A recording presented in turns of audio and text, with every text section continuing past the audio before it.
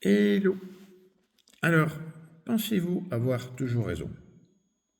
Ouais, vous avez toujours raison. Pourquoi? Parce que la perception que vous avez en vivant votre vie, elles sont influencées par vos croyances, par votre manière de penser, par vos expériences et par les résultats que vous observez. Et donc, tout va se liguer pour que ce que vous pensez, ce que vous croyez et ce que vous observez, soit votre réalité. Et à ce niveau-là, ouais, vous avez raison, puisque ce que vous constatez correspond à ce qu'il y a à l'intérieur de vous, à toutes les démarches que vous avez mises en place pour percevoir que ce que vous voyez est totalement votre réalité.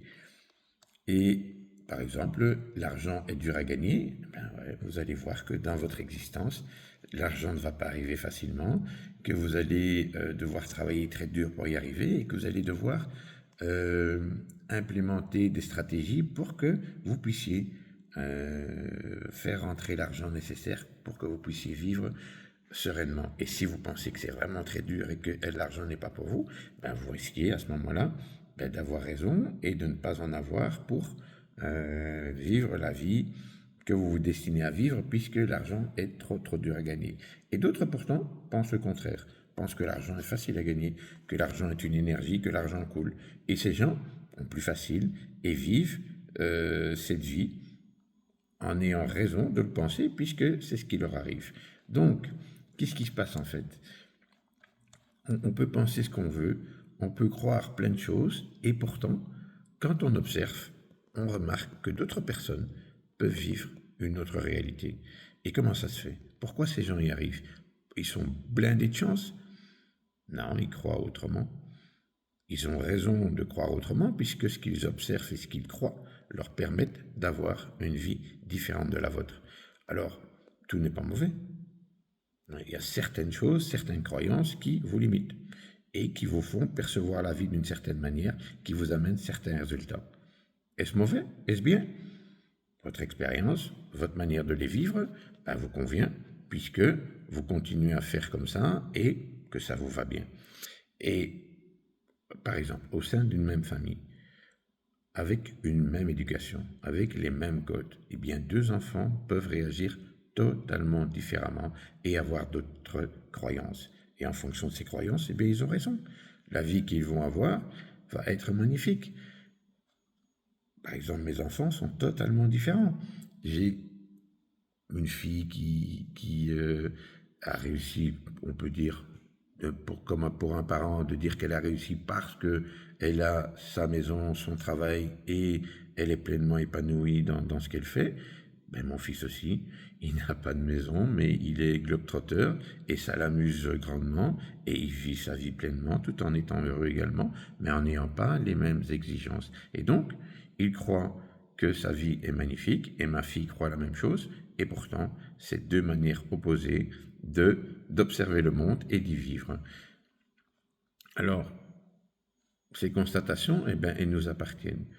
Pourquoi? Parce que le constat qu'on fait en fonction de nos croyances est toujours pertinent par rapport à ce qu'il y a dans notre tête. Et donc, si on dit que les élèves sont flegmatiques, qu'ils ne font rien et qu'ils n'ont pas envie de fournir un effort, nous avons raison parce que on les observe, ils sont assis, ils sont avachis et de par notre croyance, nous avons l'impression qu'ils ne nous écoutent pas. Et d'autres diront, ben, il est calme dans sa chaise, il écoute sereinement, il se nourrit de ce que je lui apporte et il vit en totale autonomie que pour ne pas trop se fatiguer et juste écouter ce qu'il doit pour pouvoir apprendre des choses.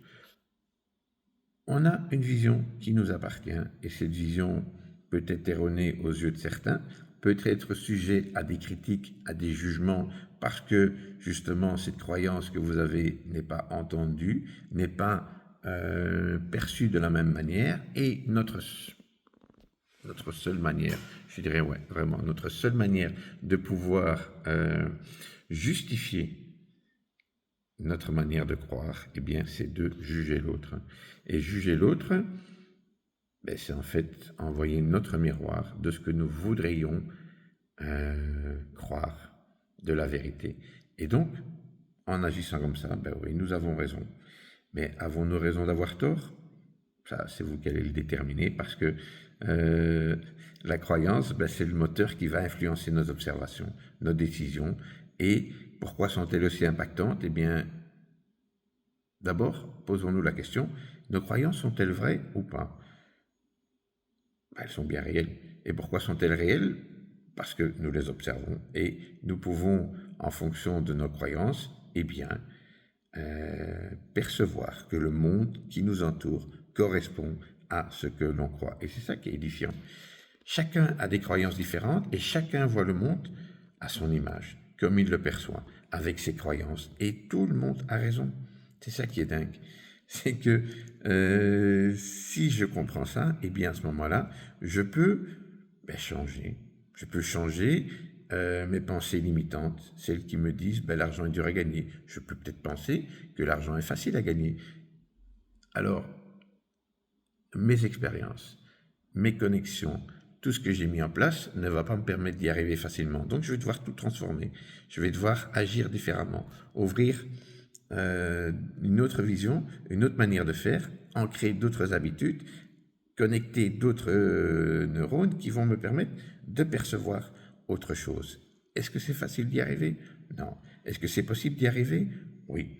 Alors, quand vous avez vos pensées limitantes, eh bien, c'est quoi une pensée limitante? C'est généralement axé sur les peurs. Les peurs, c'est quoi? C'est peur d'obtenir ce que l'on a ou peur d'obtenir ce que l'on ne veut pas, pardon, ou peur de perdre ce que l'on a. Et ça, ce sont les peurs. Par contre, une croyance soutenante, très soutenante, trop soutenante, peut nous amener à certains fantasmes, à une certaine euphorie, à croire que tout va bien se passer, que tout va bien aller, et qu'on délaisse un petit peu nos peurs, qu'on délaisse un petit peu nos croyances limitantes, qui sont là pour nous indiquer, quand elles nous arrivent, que l'utopie est bien, mais qu'il y a quand même certaines choses à tenir en compte et qu'il ne faut pas foncer de tête baissée pour croire que tout va arriver facilement. Les choses arrivent à la manière dont on les croit, c'est sûr, et il y a des hauts et des bas à chaque fois. Il y a des couacs parce que tout se crée, non pas dans la douleur, mais dans le fait d'intégrer, de comprendre les expériences pour qu'elles fassent partie prenante de notre nouvelle manière de fonctionner. Et si c'était trop facile, on n'aurait rien compris, on n'aurait rien acquis, on n'aurait rien gravé en nous et on ne pourrait pas croire que ce que l'on vit nous permet d'avoir raison sur ce que l'on est en train de vivre. Voilà, c'est ce que je voulais un petit peu vous partager et je vous invite à observer, à voir que d'autres personnes agissent différemment, à voir que d'autres personnes font autrement. Et ont-ils raison? Oui, puisqu'ils arrivent au résultat qu'ils croient. Avez-vous raison de continuer comme vous faites? Si ça vous sert, si vous êtes heureux en étant comme ça, ne changez rien. Si vous êtes malheureux et si ce que vous vivez ne vous convient pas, observez comment font ceux qui ont l'air plus heureux que vous pour voir si ça vaut la peine de transformer vos croyances pour avoir de nouvelles raisons de les vivre autrement. C'est à vous.